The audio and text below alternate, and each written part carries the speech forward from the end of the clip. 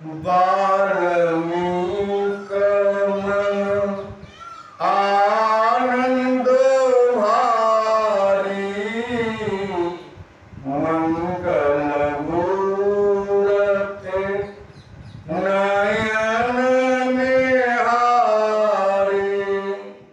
महर्षि वाल्मीकि बड़े आनंदित हो गए, मन आनंद में विभोर हो गया। क्यों कि मंगल मूर्त नयन निहारी, राम जी की जो मूर्ति है, जो मंगल को देने वाली है, आज वाल्मीकि अपने नेत्रों से राम जी के दर्शन कर रहे हैं। शंकर भगवान कहते हैं, फिर राम जी और वाल्मीकि से कहने लगे कि हे प्रभु, तुम त्रिकाल दर्शी मुनिनाथा, विश्व बदर जिमें तुम्हारे हाथा। कहने लगे राम जी कि हे मुनि श्रेष्ठ, आप तो त्रिकालदर्शी है, तीनों कालों की आप जानने वाले हैं। ये ब्रह्मांड तो आपकी हथेली पर रखा हुआ है। कैसे कि जैसे हथेली पर बेर को रख लेते हैं, ऐसे ब्रह्मांड तो आपके सामने और बेर के समान है। फिर राम जी ने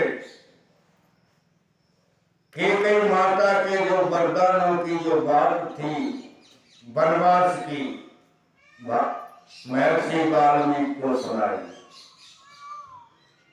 शंकर भगवान कहते हैं कि राम जी कहने लगे कि तात बचन पुण्य मातो हित, भाई भरत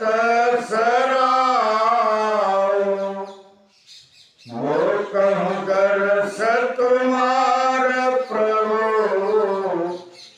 सब मम पुण्य प्रभाव। राम जी कहते हैं कि हे महात्मन, आपके दर्शन से मेरा सारा कार्य सिद्ध हो। पिताजी के वचनों का पालन, माता की आज्ञा, छोटे भाई को राज्य और तुम्हारे दर्शन, मेरे इतने कार्य सिद्ध हो। ये मेरे पुण्यों का प्रभाव है, ये मेरे कभी के पुण्य हैं कि इससे मेरे सारे कार्य सिद्ध हो गए। और कहते हैं कि देखी पान मुनिराय तुम्हारे, सुकृत सब सफल हमारे। राम जी कहते हैं कि हे मुनि श्रेष्ठ, तुम्हारे चरणों के दर्शन करके मेरे सारे पुण्य सफल हो गए। अब राम जी कहते हैं कि अब जहरा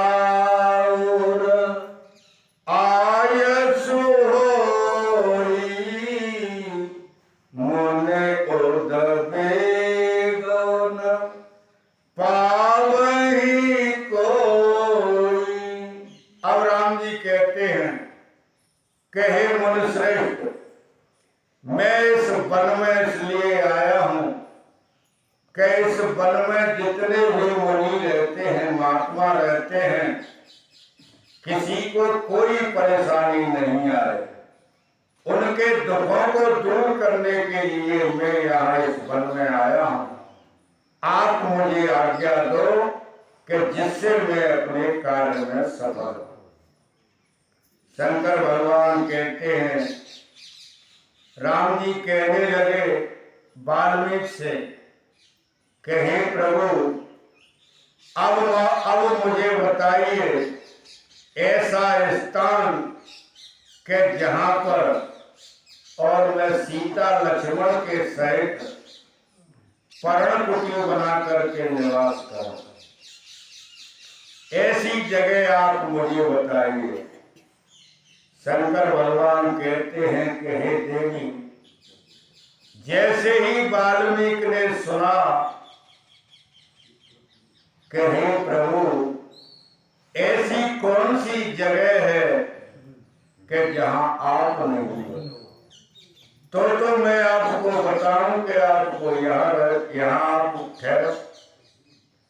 कहते हैं वाल्मीकि कि जग पेखन तुम देखने हारे, विदेहर संभो न चावनी हारे। कहते हैं कि ये संसार एक दृश्य है और तुम इसके दृष्टा हो, तुम इसको देखने वाले हो। और ये ब्रह्मा विष्णु महेश तीनों है नहीं, ये तो तुम्हारे इशारे पे कार्य करते। और कहते हैं वाल्मीकि कहते हो न जाने मरम तुम्हारा, और तुम्हीं को जानने हारा। वाल्मीकि कहते हैं कि ब्रह्मा विष्णु महेश भी तुम्हारे मर्म को नहीं जानते। तो फिर अब ये तीनों तुम्हारे मर्म को नहीं जानते हैं, तो फिर संसार में तुम्हारे मर्म को कौन जाने। अब देखो कैसा मर्म है उस परमात्मा के। यहाँ वाल्मीकि कह रहे हैं कि ये तीनों शक्तियां हैं, ब्रह्मा विष्णु महेश, ये तुम्हारे मर्म को नहीं जानते। लेकिन वहां एक नाव चलाने वाला केवट कल की कथा में आई, अब वो ये कह रहा है कि मैं तेरे मर्म को जानता हूं। अब इसका क्या मर्म है परमात्मा, क्योंकि परमात्मा के मर्म को परमात्मा का भक्त ही जानता है और कोई नहीं जानता। और कहते हैं राम जी ने कहा कि ठीक है, ब्रह्मा विष्णु महेश मेरे मर्म को नहीं जानते, लेकिन कोई तो मेरे मर्म को जानता हो। तो वाल्मीकि कहते हैं कि हाँ जानते हैं। कि कौन जानते हैं? कि सोई जानहि ताई देहि जनाई, जानत तुम्हीं तुम्हीं होई जाई। कहते हैं वाल्मीकि कि अगर कोई तुमको जानने की इच्छा करता तो उसको तुम जना देते, और जब वो तुमको जान जाता है तो वो भी तुम्हारा ही स्वरूप हो जाता। जानत तुम्हें और तुम्हें हो जाए। भगवान के और भक्त के स्वरूप में अगर कोई अंतर नहीं होता, क्योंकि गोस्वामी जी का ही प्रमाण है। तुलसी बाबा ही कह रहे हैं इस बात को कि सिया राम में सब जग जानी, और करो प्रणाम जोर जुग पानी। अब यह तुलसी बाबा कह रहे हैं कि ये सारा संसार सिया राम में है। अब संसार सिया राम में है तो तुलसी बाबा का कहीं सिया राम से अलग अलग हुए क्या? तो तुलसी बाबा सिया राम भय। तो फिर एक शंका होती है कि जब तुलसी बाबा भी सिया राम है तो फिर ये प्रणाम किसको कर रहे हैं? कह रहे हैं कि नहीं कि सिया राम मैं भी तो उसमें सिया राम में। ये संसार है, मैंने इसको जाना है, लेकिन मैं दोनों हाथ जोड़ करके प्रणाम कर रहा हूं। तो यहाँ वाल्मीकि कह रहे हैं कि प्रणाम अपना अपने को ही करना है। तो जब कोई तुम्हें जान जाता है तो वो तुम्हारा ही स्वरूप हो जाता। और कहते हैं कि प्रभु वाल्मीकि कहने लगे कि आप मुझसे पूछ रहे थे कि अब मुझे जगह बताइए कि मैं कुछ समय वहां निवास कर सकूं। तो अब वाल्मीकि कहने लगे कि हे प्रभु, अब मैं तुम्हें उन स्थानों को बताता हूं कि जिन जिन स्थानों पर आपको ठहरना है, रुकना।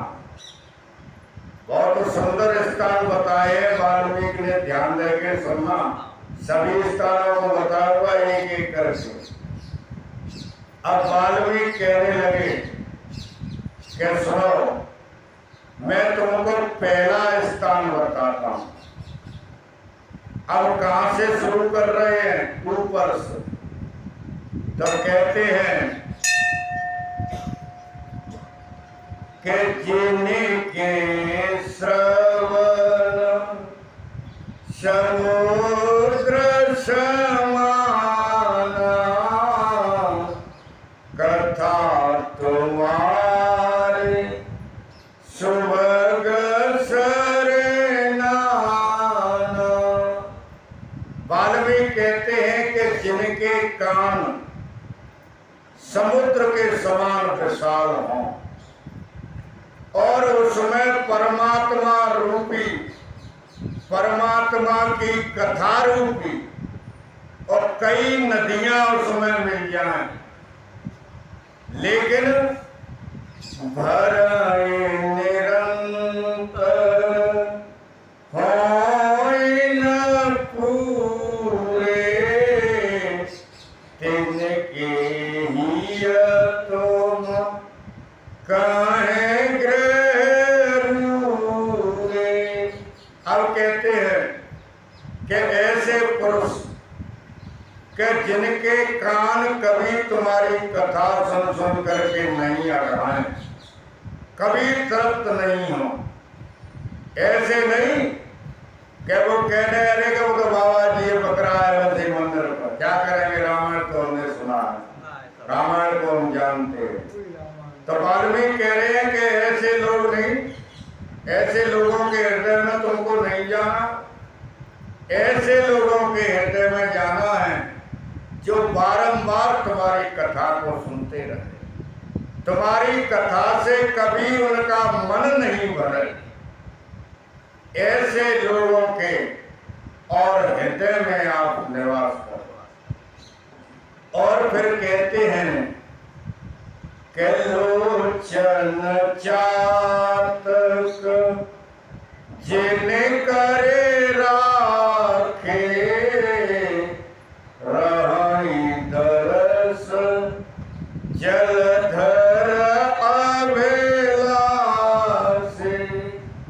और जिनके नेत्र एक पपैया के समान हो, जैसे पपैया होता है तब पपैया स्वाति नक्षत्र की बूंद का पानी पीता, चाहे कितनी भी वर्षा हो रही है। अब कितनी वर्षा हो रही है, रोज हमारे आश्रम में यहाँ सुन रहे हैं पपैया पीऊ पीऊ करता, क्योंकि इस पानी को वो पीता ही नहीं। तो ऐसे नेत्र जिसके, जो हमेशा परमात्मा के ही दर्शन करते रहे, संतों के दर्शन करते रहे वो नेत्र, तो कहते हैं कि ऐसे लोगों के हृदय में और आप निवास। और कहते हैं कि जसु तुम्हार मानस विमला, हंसिन जिया जासु, मुक्ताहल गुण गण चुनई, राम बसुहियतासु। और कह रहे वाल्मीकि कि हे राम जी, जिसकी जीव हमेशा तुम्हारे गुणानुवाद गाती हो, तुम्हारे गुणों के मोतियों को चुनती हो, तुम्हारे मानस रूपी सरोवर में और हंसनी के समान जिसकी जीव विचरण करती हो, ऐसे महापुरुष के हृदय में राम जी तुम निवास करो। और कहते हैं वाल्मीकि कि तुम्हारी निवेदित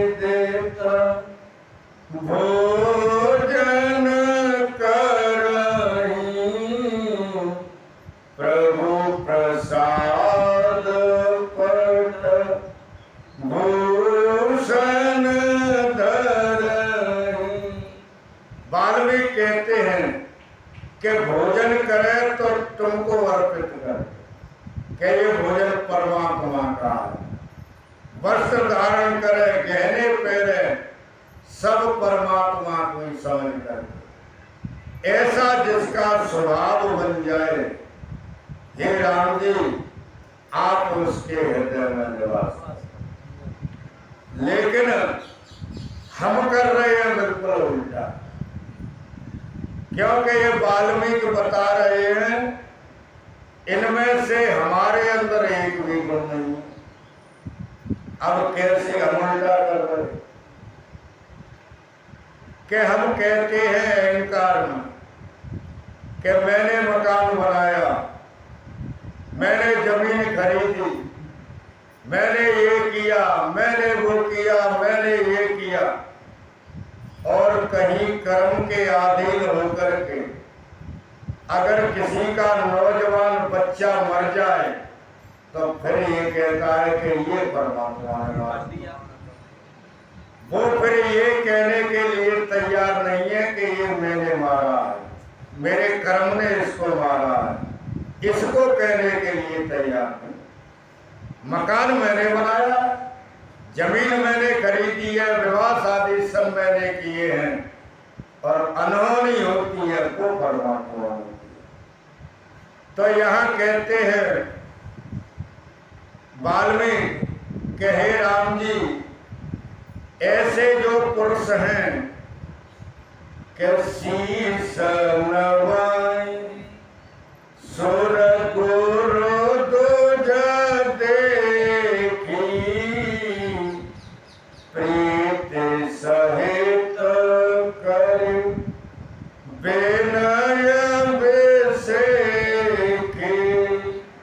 शीश नवाई, जिसका शीश देवताओं के चरणों में झुकता हो, जिसका शीश गुरु के चरणों में झुकता हो, और जिसका शीश ब्राह्मणों के चरणों में झुकता हो, वैसे ही नहीं प्रीत सहित कर विनय से, प्रेम से विनय के साथ अगर शीश झुकता हो।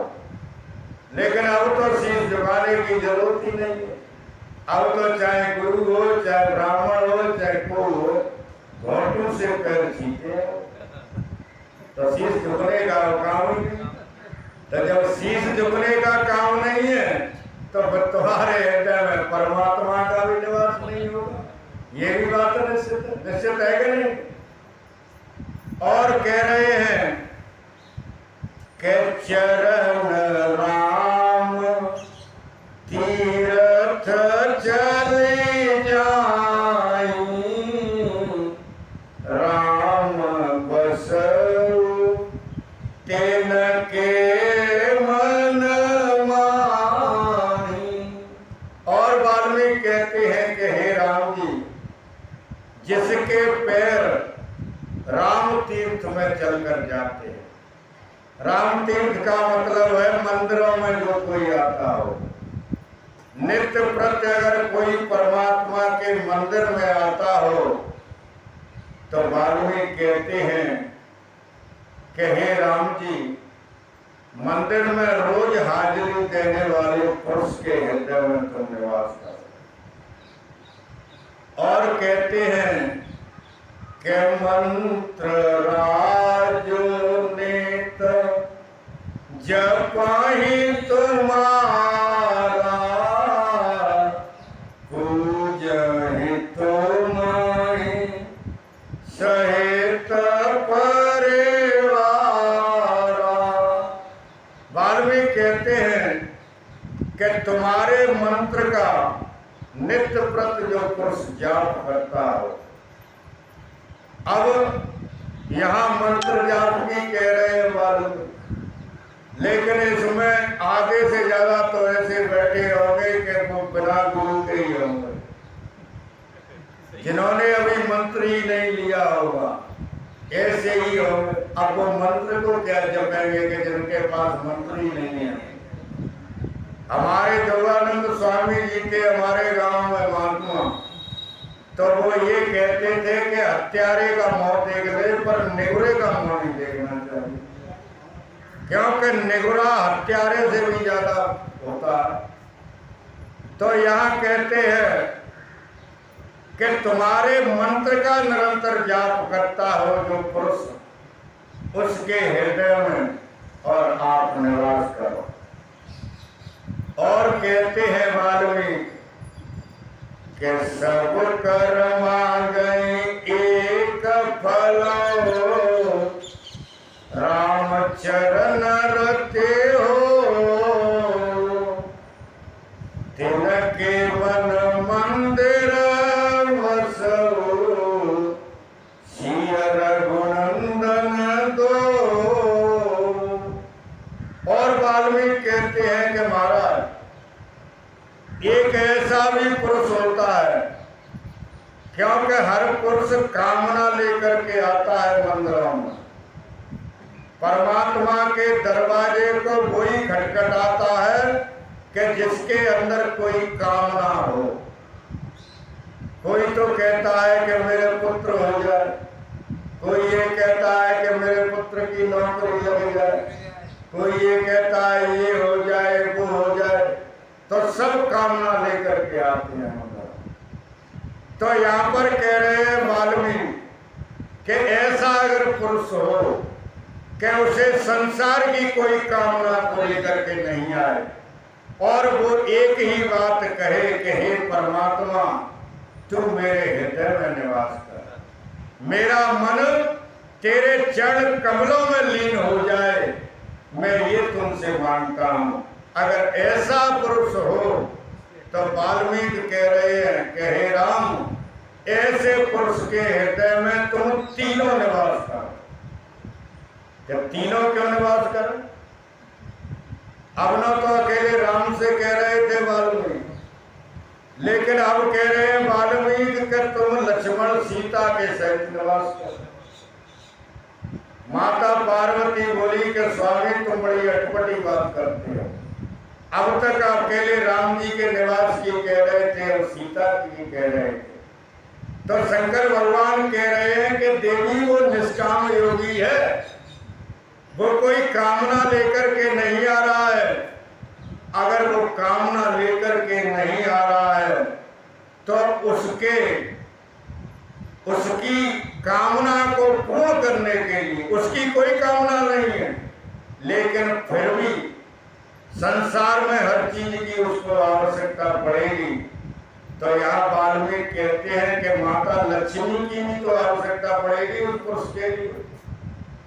तो कहते हैं कि ऐसे पुरुष के हृदय में आप लक्ष्मी के सहित और निवास करो। और कहते हैं माता पार्वती बोली कि स्वामी अगर ये काम नहीं किसी से हो पाए तो क्या ना तो वो बेचारा मंदिर जा सकता, मान लो कोई अपंग है, अब वो मंदिर में राम तीर्थ में कैसे आएगा, चल तो वो क्या करेगा? तो यहाँ वाल्मीकि कहते हैं कि राम जी जिनके कपट दंभ नहीं माया, तिनके हृदय बसऊर घोराय। वाल्मीकि कहते हैं कि पूजा पाठ की भी कोई जरूरत नहीं, कहते कि कपट को छोड़ देना चाहिए, कपट को त्याग दो। दंभ कहते हैं बनावटी को, कह कुछ रहा है कर कुछ रहा है, तो जो भी इसको छोड़ दो। और माया, अगर उसके हृदय में ये तीन चीज नहीं हो तो आप ऐसे उसके हृदय में वास करो। और कहते हैं कि अगर ये भी कार्य नहीं कोई कर रहा हो तो वाल्मीकि कहते हैं कि कहे सत्य प्रिय वचन विचारी जागत सोवत शरण तुम्हारी। ऐसा अगर कोई पुरुष हो कि जो सत्य बोलता हो और प्रिय बोलता हो, ऐसी वाणी नहीं बोले कि सामने वाले को बोल,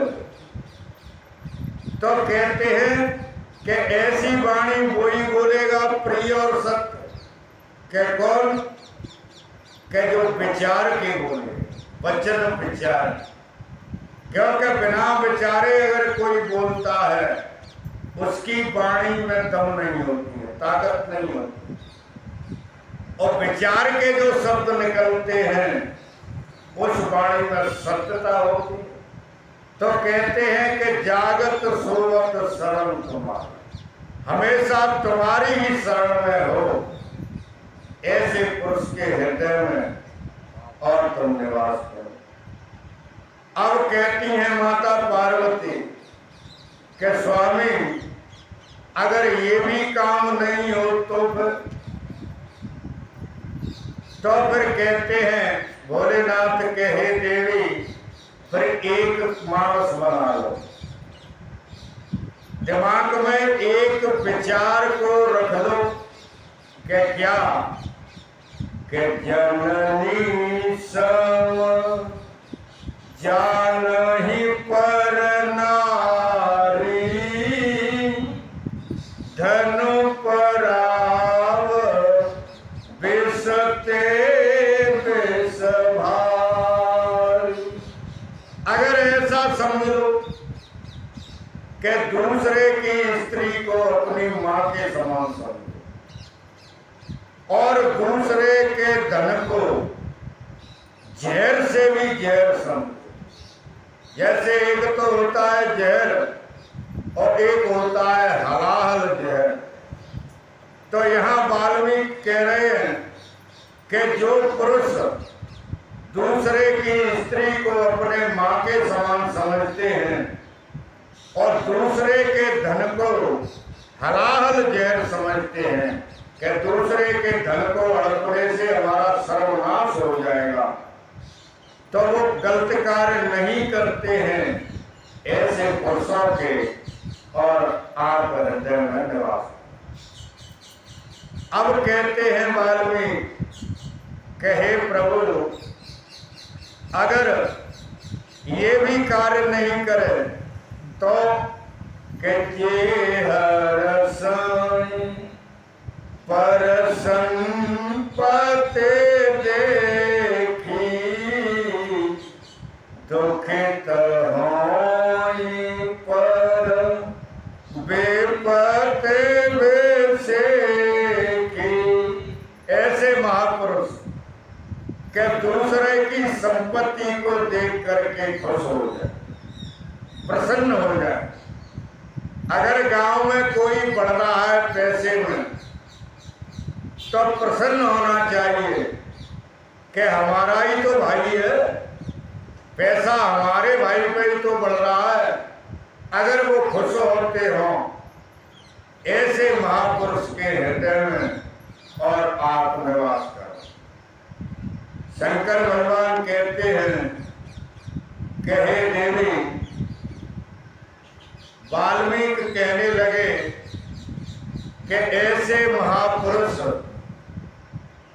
कर्म वचन मन राउर चेरा राम करऊ तेहि के ओर डेरा। वाल्मीकि कहते हैं कि मन क्रम वाणी से कोई तुम्हारे प्रति समर्पित हो तो हे प्रभु ऐसे महापुरुष के हृदय में और आप निवास करें। शंकर भगवान कहते हैं कि हे देवी, इस प्रकार से वाल्मीकि ने राम जी को ठहरने के लिए और स्थान बताए। अब उसके बाद कहते हैं वाल्मीकि कि हे राम जी, अब उपहार की बात करता हूं जिसके लिए आप मुझसे पूछ रहे थे। तो कहते हैं चित्रकूट गे करहु निवासु, तहें तुम्हार सब बात सुपासु। वाल्मीकि कहते हैं कि यहाँ से थोड़ी दूर पर चित्रकूट नाम का एक पर्वत है, आप वहां